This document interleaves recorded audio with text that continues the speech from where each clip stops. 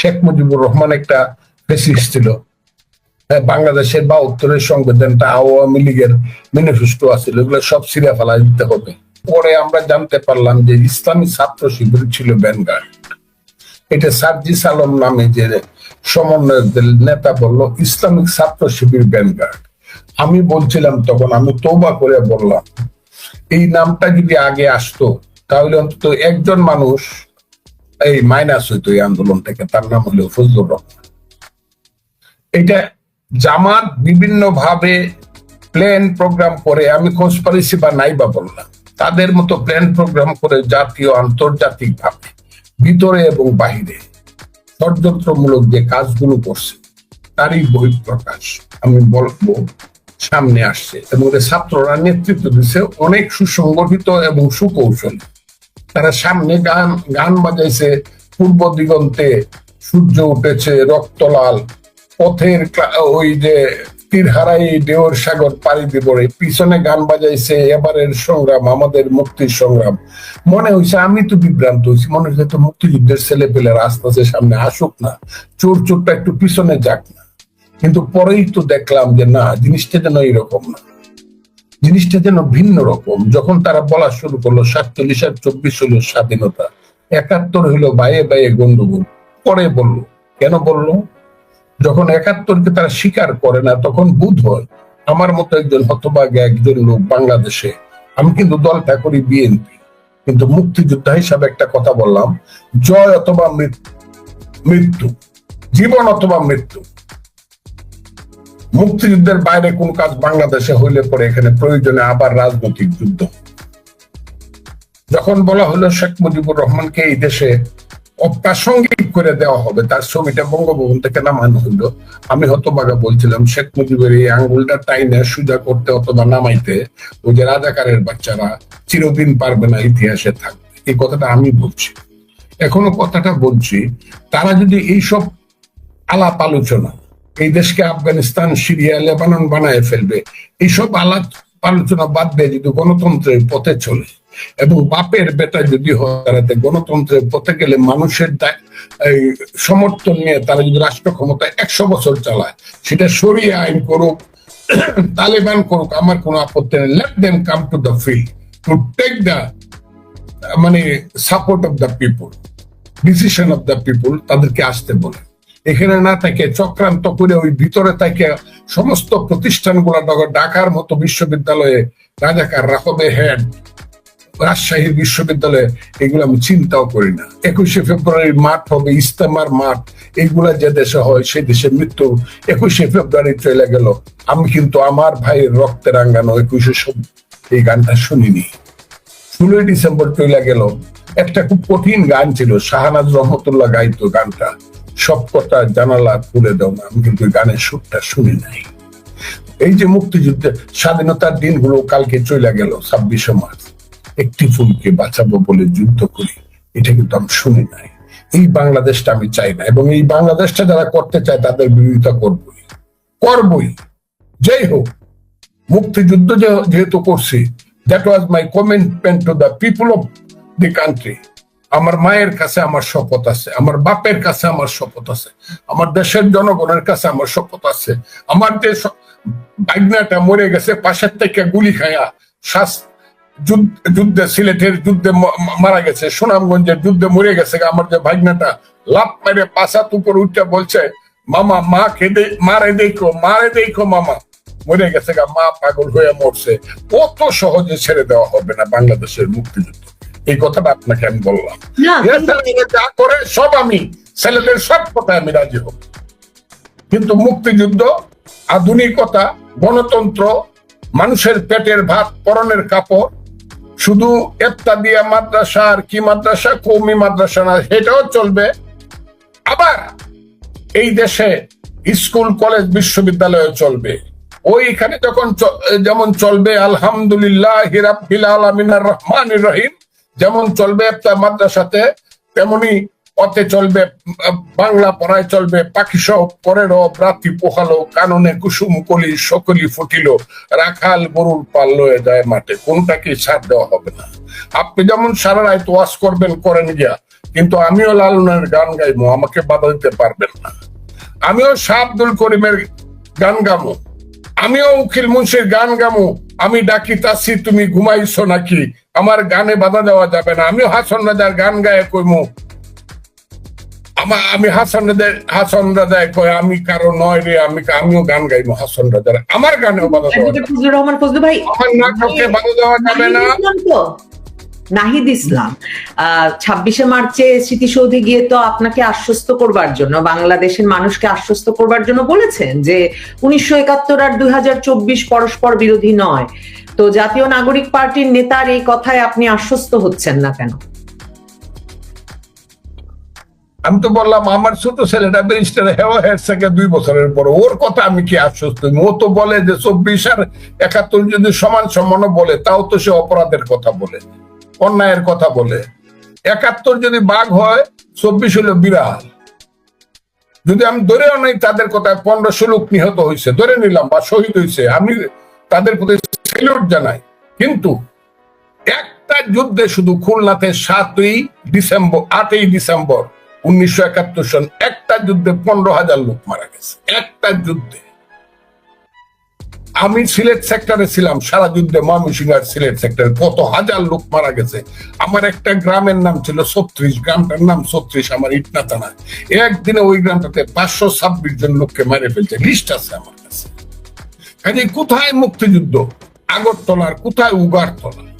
ঠিক বলেন, কোথায় মুক্তিযুদ্ধ? দুই পক্ষের যুদ্ধ হইতেছে, আগারতে ধুম ধুম ধুম ধুম যুদ্ধ হইতেছে, দিনের পর রাতের পর রাত, কামান চলতেছে, হ্যাঁ, মেশিন গান চলতেছে, এই শালদা নদীর যুদ্ধ চলতেছে, সারা পৃথিবীর যুদ্ধে আতঙ্কিত হচ্ছে। বঙ্গোপসাগরে 7ম নৌবহর আসছে, ইন্দিরা গান্ধীর মতো মহিষী মহিলা বিশ্বযুদ্ধের রিস্ক নিচ্ছে আমার দেশের জন্য। কার সাথে কি মিলায়? এগুলো মিলাইলে আমাদের মানতে হবে। কেন মানবো? হ্যাঁ, আমি 24-এর গণঅভ্যুত্থানকে আমি রেসপেক্ট করি, যে তারা জীবন দিছে, সবকিছু দিছে, তাদের গণঅভ্যুত্থান হইতে পারে, বাট দিস ইজ নট মুক্তিযুদ্ধ। আমি খুব বলছি কথাটা এইটা, যার যার অবস্থানে থাক, বেশি করতে চাইলে কিন্তু ওইটার প্রতিবাদ হইতে পারে। যে মুক্তিযুদ্ধের কথা বেশি বলতে গিয়া শেখ হাসিনা এই দেশটাকে শুধু নিজের করতে গিয়া সব শেষ করছে। কিন্তু মুক্তিযুদ্ধ আর হাসিনা তো এক জিনিস। হাসিনা তো মুক্তিযুদ্ধ দেখে নাই, কোথায় গুলি হয়েছে, তখন তার পেটে বাচ্চা ছিল। মার্চ, এপ্রিল, মে, জুন, জুলাই, আগস্ট, সেপ্টেম্বরের 27 তারিখে জয় হয়েছে। কাজেই উনি তখন 3 মাসের প্রেগনেন্ট ছিল। উনি তো যুদ্ধে যায় নাই, ওনার স্বামী তো 16 ডিসেম্বর পর্যন্ত যুদ্ধে যায় না, এখানেই ছিল, ঢাকাতেই ছিল। ওনার সঙ্গে মুক্তিযুদ্ধের কি সম্পর্ক? হাসিনা হাইরে গেছে বইলা মুক্তিযুদ্ধ হাইরে গেছে যারা মনে করে, এটা তো বোকা। কিন্তু এই জায়গাটা তৈরি হলো কেন? মানে 2024-এ এই অভ্যুত্থান শেষে আমরা দেখলাম 1971, 72-এর সংবিধানের কথা তো আপনি বললেনই, মানে ওই ইতিহাসটাকে মানে একটা মুছে দিয়ে বা পিছনে রেখে 2024-কে মহিমান্বিত করার এই চেষ্টাটার কারণ কি মনে হয়? মানে এই তরুণ ছেলেদের মধ্যে এই চেষ্টা, এই ইচ্ছা, এই আকাঙ্ক্ষা কেন? মানে এর পেছনে কি কারণ থাকতে পারে?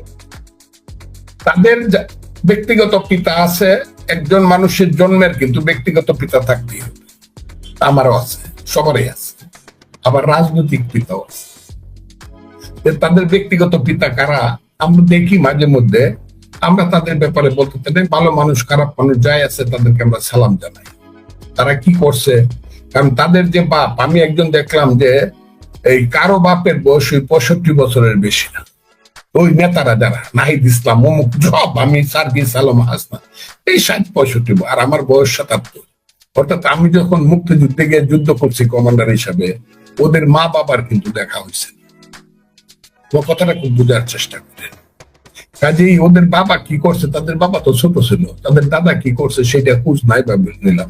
কিন্তু তাদের যে রাজনৈতিক পিতা, রাজনৈতিক শিক্ষা যারা তাদেরকে দিছে, যা আমি বুঝতে পারি, আমার যদি সেই বোঝাটা, আমি 61 বছর যাবৎ পলিটিক্স করি, আমার সেই অভিজ্ঞতাটা যদি ভুল না হয়, এরা সেইখান থেকে সেই অভিজ্ঞতাটা পাইছে যে বাংলাদেশ খারাপ, বাংলাদেশের মুক্তিযুদ্ধ খারাপ, 72-এর সংবিধান খারাপ। এরা এটা কনভিন্স হয়েই যুদ্ধে নামছে এবং সেই যুদ্ধে তারা জয়লাভ করি সেটা বলা শুরু করছে। এখন যখন ধাক্কা খাইছে যে না, ওয়ালের মধ্যে ধাক্কা খাইছে যে না, এটা যেন ঠিক না, তখন আস্তে আস্তে বলছে না, 71 একটা ছিল আমরাও মানি 71, এখন এটা করতেছে সংবিধান ছিঁড়ে ফেলবো, কবর দিয়ে কেন 72-এর সংবিধান কবর দেব? 309 ঘন্টা শুধু বিতর্ক হয়েছে, 309 ঘন্টা দিনে রাইতে। আমি তো চ্যালেঞ্জ করছি, ওখানে 100 জন লয়ার ছিল, আমি দেখাইতে পারবো গণ পরিষদে 100 জন লয়ার ছিল, ওদের মোহরি দিতে পারবো না। মোহরি যে লোকটা ডক্টর কি রাজা বদলাইতেছে, তার নাম আলী রিয়াজ, সংবিধানটা বদলায় ফালাই দিতে চায়, ওরে বলি ডক্টর কামাল হোসেনের জুনিয়র হয়ে দেখো ডক্টর কামাল হোসেনের ডিক্টেশন নিতে পারো কিনা। আমি চ্যালেঞ্জ করলাম, আলী রিয়াজ ডক্টর কামাল হোসেনের ডিক্টেশন নিতে পারবেন। কাজেই যারা মনে করে খালি ডক্টর কামাল হোসেন না, আমি কত নাম বলবো বাংলাদেশে যারা সংবিধানটা করছে, কত নাম বলবো।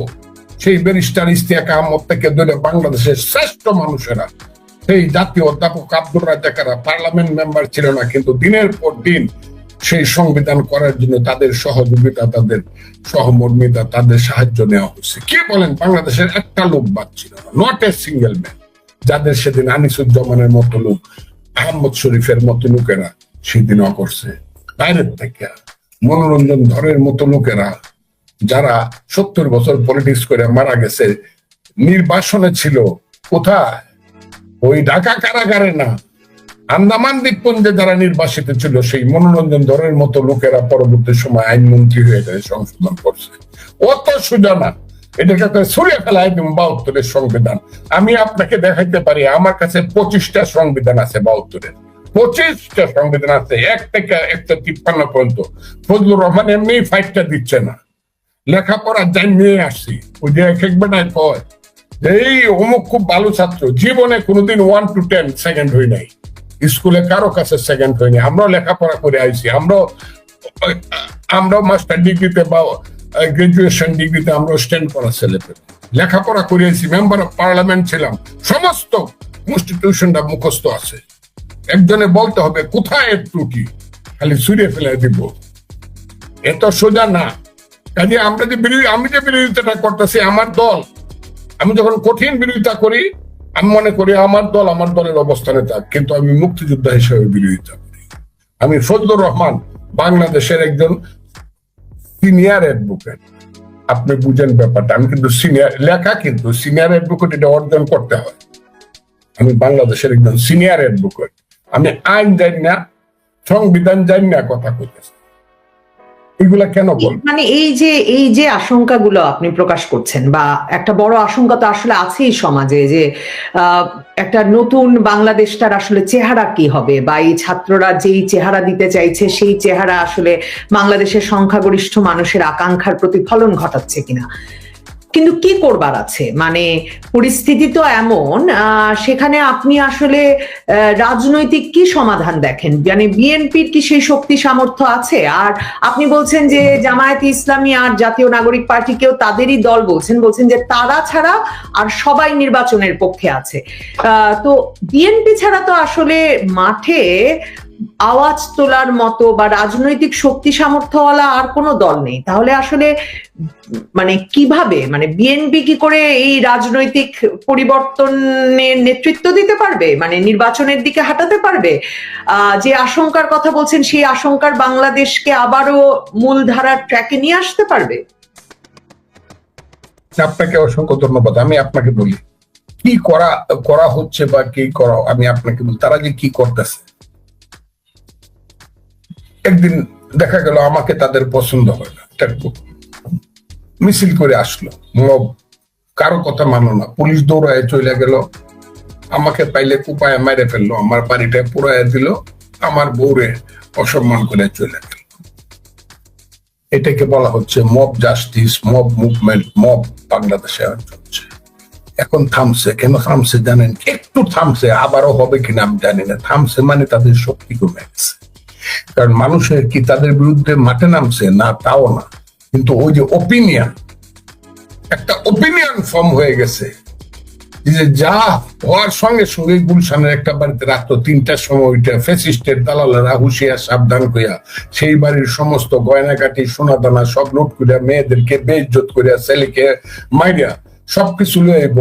ওইটার ব্যাপারে মানুষের একটা এগেইনস্ট ওপিনিয়ন গড়িয়া উঠছে মারাত্মক ভাবে, এবং এটা যদি রাজপথে আসে তাদের এদের ছিন্ন নিশ্চিন্ন হয়ে যাবে। এই কারণে একটু থামছে, কিন্তু তারা যে কাজগুলা করতেছে যে মানুষের, বা আমি একদিন বলছিলাম, দেখেন আমি বলছি যে আমার এলাকাতে কত বড় বড় দালাল ছিল, আমি নাম নাইলা বলি, আমি মুক্তিযোদ্ধা কমান্ডার ছিলাম, এই কারণে আমি বড় করে কথা বলি।